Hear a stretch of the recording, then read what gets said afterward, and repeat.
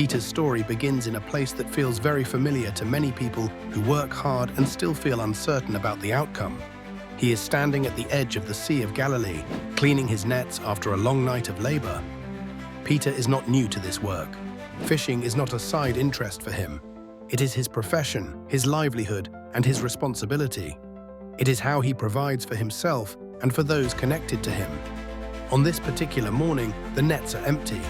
Peter and his partners have done everything they know how to do. They have fished all night, which is when fishing is normally most effective.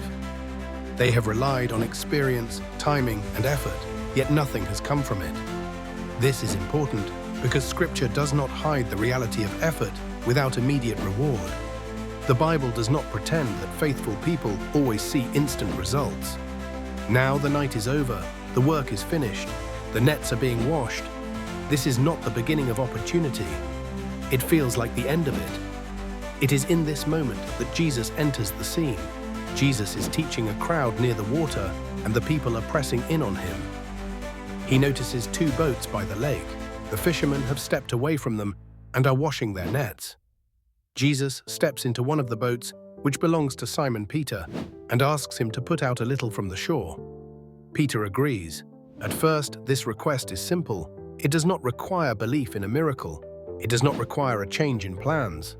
Peter is already there. The boat is already empty. Letting Jesus use the boat costs him very little. This matters because many encounters with God begin with small permissions. Peter allows Jesus to use what is already in his hands, even though it is not producing anything at the moment. His boat, his workplace, becomes a platform for teaching. Jesus teaches the crowd from Peter's boat. The focus of the moment is not provision yet, it is presence. Peter is close enough to hear the words, to observe the authority, and to witness the calm with which Jesus speaks. Then, after Jesus finishes teaching, he turns his attention directly to Peter. He says, "Put out into deep water and let down the nets for a catch." This request changes everything. Peter responds honestly. He explains that they have already worked all night and caught nothing. This is not doubt. It is clarity. Peter is naming the reality of exhaustion and disappointment. Then Peter adds one of the most important lines in the passage. "But because you say so, I will let down the nets." This is not enthusiasm. It is trust without certainty. Peter does not say he understands. He does not say the request makes sense.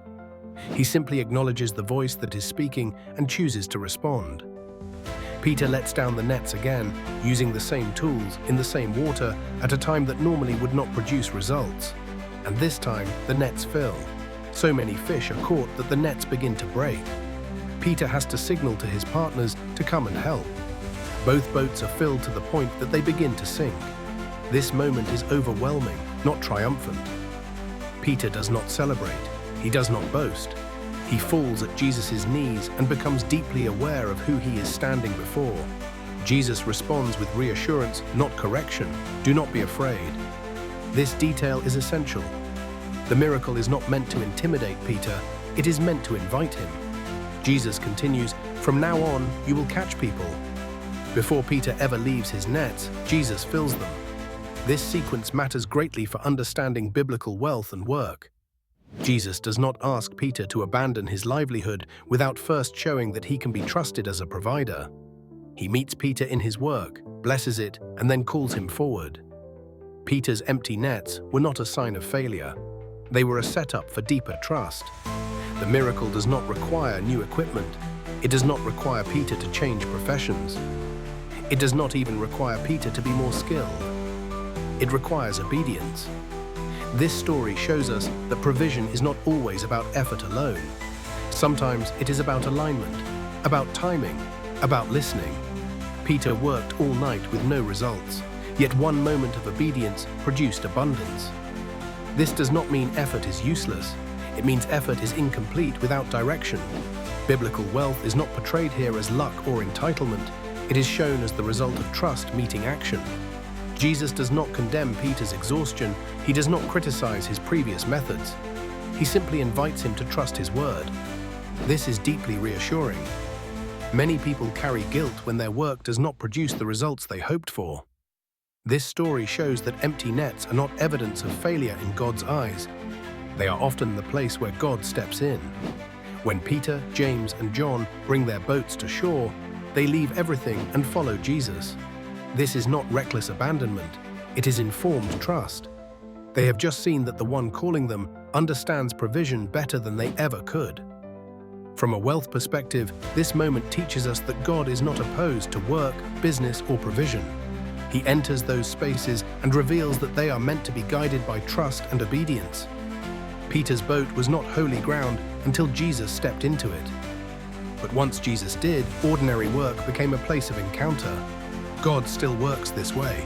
He meets people in their daily labor. He speaks into familiar routines. He invites obedience in small steps before he reveals larger plans.